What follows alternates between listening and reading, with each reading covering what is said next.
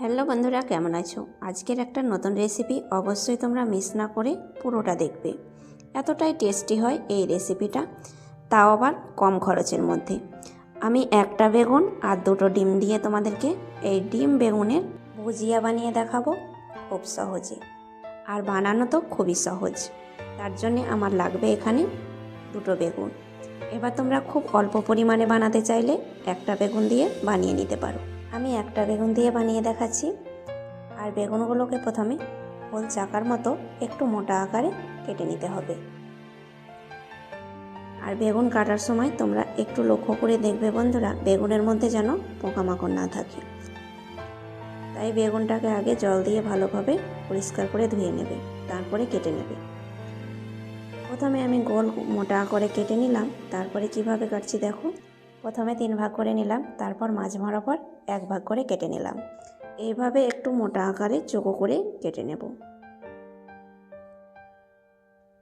সম্পূর্ণ বেগুনগুলো আমি কেটে নিয়েছি এইভাবে।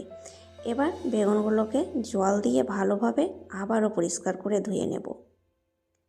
বেগুনের যে ভিতরে একটা কষ থাকে সেটা দূর হওয়া পর্যন্ত একটু হাত দিয়ে ভালোভাবে পরিষ্কার করে ধুয়ে নিতে হবে। এরপরে আমি দুটো পেঁয়াজ নিয়েছি। পেঁয়াজটাকে একটু ছোট লম্বা করে কেটে নেব। এই ভুজিয়াটা বানাতে বেশি পরিমাণে পেঁয়াজ লাগবে না, দুটো পেঁয়াজ দিয়েই আমি বানিয়ে নেব। পেঁয়াজ কাটা হয়ে গেছে, এবার ধনেপাতা কেটে নিচ্ছি। এই ভুজিয়াতে ধনেপাতাটা খুব ভালো লাগে, আর শীতের সময়তে ধনেপাতাটা সব তরকারিতেই বেশ ভালো লাগে। একটা টমেটো অবশ্যই অ্যাড করবে। টমেটো এই ভুজিয়ার মধ্যে খুব ভালো লাগে খেতে, আর টমেটোটা দিলে ভুজিয়াটা একটু ঘন হয়। টমেটোটাকে একটু লম্বা করে কেটে নিচ্ছি, তারপরে আমি ব্লেন্ড করে নেব। এরপরে চুলোর মধ্যে একটা কড়াই বসিয়ে প্রায় 5-6 চামচ মতো সরষের তেল দিয়ে দিলাম। তেলটাকে একটু ভালোভাবে গরম করে নেব।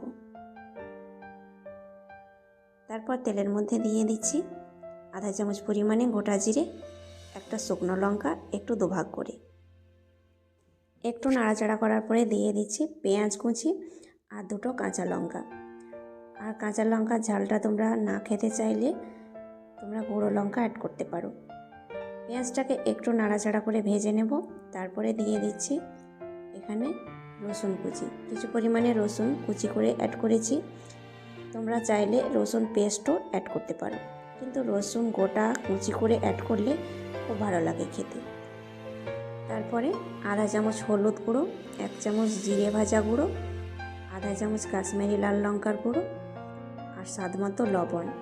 কাশ্মীরি লাল লঙ্কার গুঁড়ো একটু অ্যাড করলে কালারটা খুব ভালো আসে। 2-3 চামচ জল দিয়ে মশলাটাকে একটু ভালোভাবে কষে নিচ্ছি। মশলাটাকে বেশ কিছুক্ষণ আমি কষে নিয়েছি, মশলা থেকে তেল ছেড়ে দিয়েছে।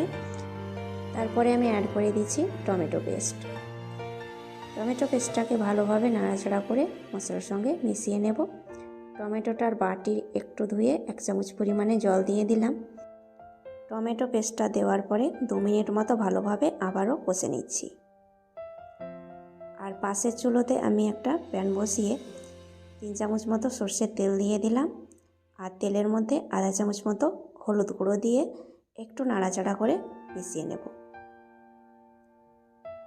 তারপরে এই তেলের মধ্যে দিয়ে দিচ্ছি বেগুন। আর বেগুনটাকে আমি একটু ভেজে নেব ভালোভাবে। আঁচটাকে কমিয়ে বেগুনটাকে ভেজে নিচ্ছি। এইভাবে বেগুন ভেজে নিলে বেগুনের স্বাদটা খুব ভালো লাগে, আর বেগুনটা একটু পুরোপুরিভাবে সেদ্ধ হয়ে যায়। আঁচটাকে কমিয়ে বেগুনটাকে আমি বেশ কিছুক্ষণ ভেজে নিয়েছি। তারপরে বেগুনের পিসগুলো একদম নরম হয়ে গেছে, প্যানটাকে নামিয়ে নিচ্ছি।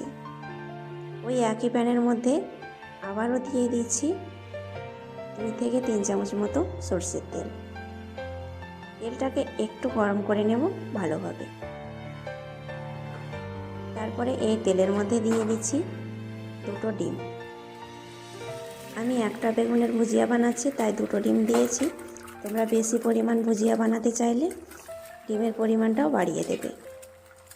এবার ডিমের মধ্যে আমি সামান্য পরিমাণে লবণ দিয়ে দিচ্ছি।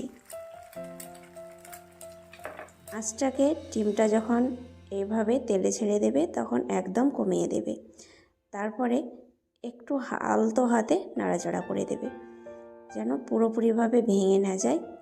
ডিমটা পুরোপুরিভাবে জমাট হয়ে গেছে, এবার খুন্তি দিয়ে একটু ভেঙে নেব। এই রেসিপিটা এখনও যারা বানিয়ে খাওনি অবশ্যই বানিয়ে খাবে, দারুণ লাগে কিন্তু রুটি পরোটার সঙ্গে। চাইলে তোমরা গরম ভাতের সঙ্গেও খেতে পারো, খুব ভালো লাগে।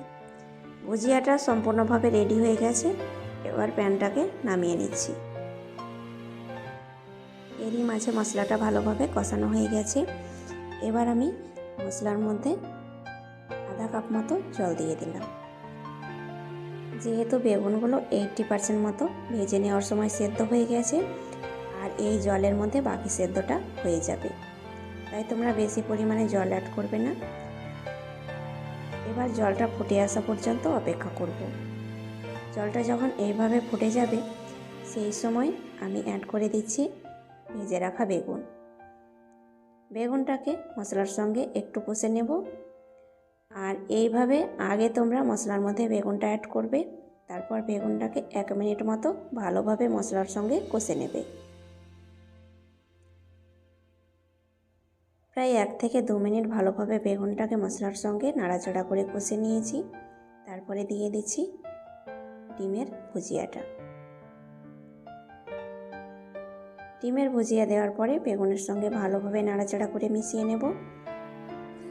অসাধারণভাবে রান্নাটা তৈরি হয়ে গেল, আর খেতে হয় দুর্দান্ত মজার।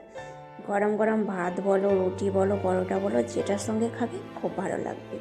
আর শর্টকাটে তোমরা অল্প সময়ের মধ্যে বানিয়ে নিতে পারবে। এবার সবশেষে আমি 1 চামচ পরিমাণে গরম মশলা, কিছু ধনেপাতা কুচি ছড়িয়ে দিলাম। এই দুটো উপকরণ অ্যাড করলে রান্নার টেস্টটা আরও বহুগুণ বেড়ে যায়। এইভাবে তোমরা ঝরঝরে করে বানিয়ে নেবে এই ডিম বেগুন ভুজিয়া রেসিপিটা।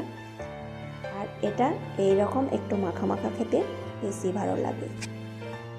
তাহলে বন্ধুরা এই শীতে ঝটপট তোমরা এই রান্নাটা বানিয়ে ডিনারে খেতে পারো। আজ তাহলে এই পর্যন্তই, ধন্যবাদ।